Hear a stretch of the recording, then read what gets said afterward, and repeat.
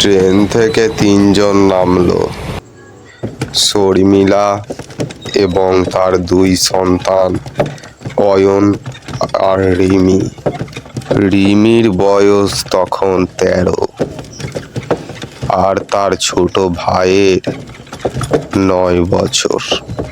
শর্মিলা তার দুই সন্তানকে নিয়ে শহরে থাকে।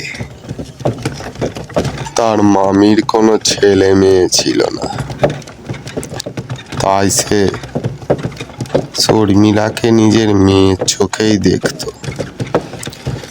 এই জন্য সে গ্রামের একটি বাড়িও লিখে দিয়েছিল তার নামে।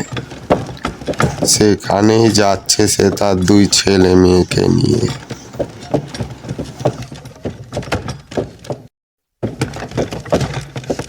যখন তারা সেখানে এসে পৌঁছায় তখন দিনের আলো ফুরিয়ে এসেছে।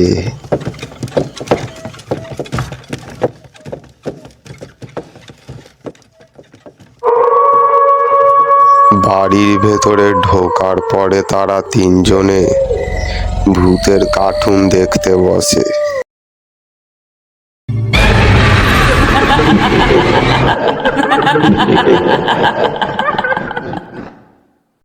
রাত প্রায় 11টা বাজে। পুরো গ্রাম নিস্তব্ধ, শুধু ঝিঝি পোকার ডাক আর কুকুরের হালকা ঘেউ ঘেউ শোনা যাচ্ছে।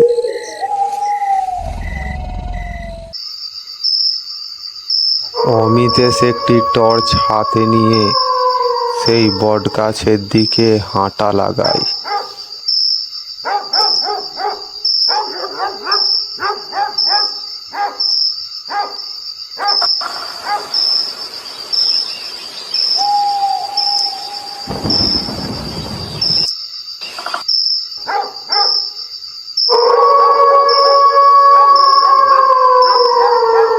তারা অনেক রাত পর্যন্ত টিভি দেখে তিনজনে একসাথে খেতে বসে পড়ে।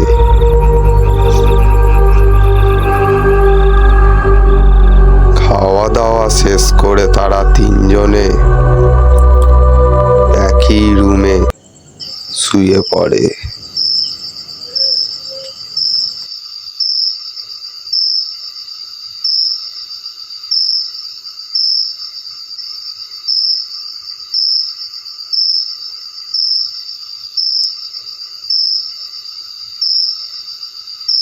তখন প্রায় মাঝরাত্রি। তিনজনই ঘুমাচ্ছে। তারপরে হঠাৎ করে রান্নাঘর থেকে থালা বাসন ফেলার আওয়াজ আসতে থাকে। সেই শব্দে রিমির ঘুম ভেঙে যায়। তারপরে রিমি একটি টর্চ হাতে নিয়ে রান্নাঘরের দিকে এগিয়ে যায়। তার মা আর ভাই কিছুই বুঝতে পারে না।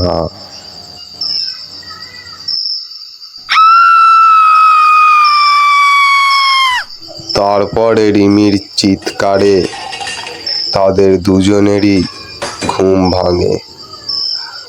তার মা তাড়াতাড়ি করে উঠে রান্নাঘরের দিকে যেতে থাকে, আর তার ভাই টর্চ নিয়ে তার মায়ের পেছন পেছন যায়।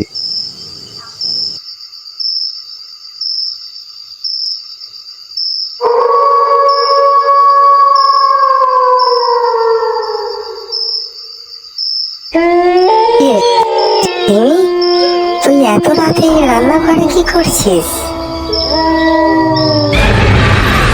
একটা জ্যান্ত ইঁদুরকে মেরে খাচ্ছে।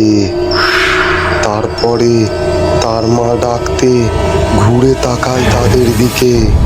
তার কি ভয়ঙ্কর চেহারা, কি ভয়ঙ্কর একটা হাসি। সেই হাসি দেখে শর্মিলা ভয়ে তার মাথা ঘুরতে থাকে। সে এত ভয় পেয়ে যায়, দৌড়ে ওই রুম থেকে বাইরে বেরিয়ে আসে।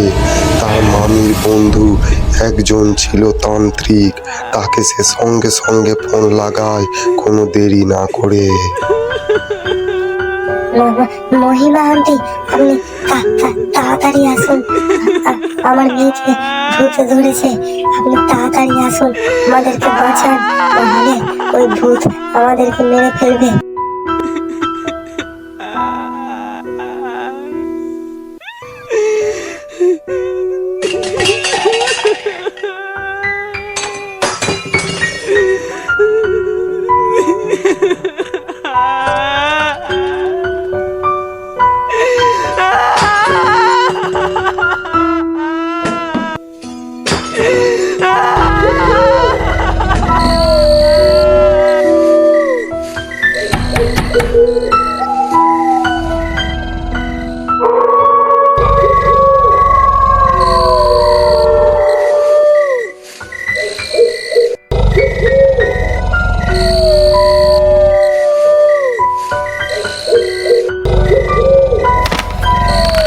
আপনি এসেছেন, আসুন আসুন, ভেতরে আসুন।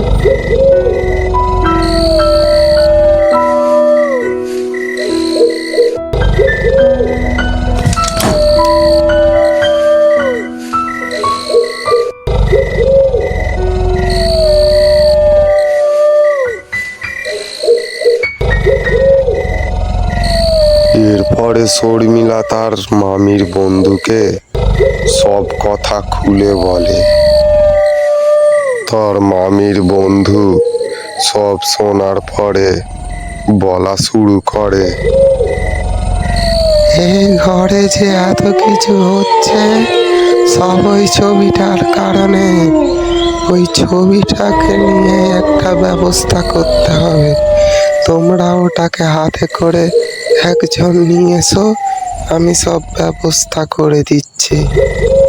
এরপরে তার মামির বন্ধু তাদের দুজনকে একটি গোল গণ্ডি কেটে তার মধ্যে বসতে বলে, আর সে আগুন জ্বালিয়ে মুখের ভেতরে ফিস ফিস করে কিছু একটা পড়তে থাকে।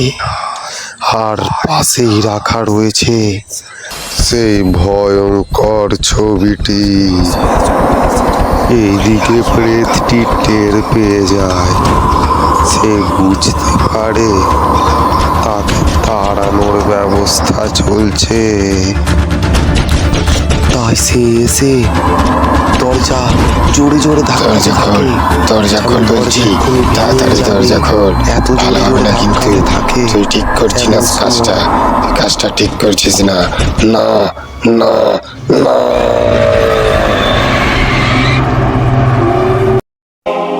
অবশেষে প্রেতটি রিমির শরীর ছেড়ে চলে যায়।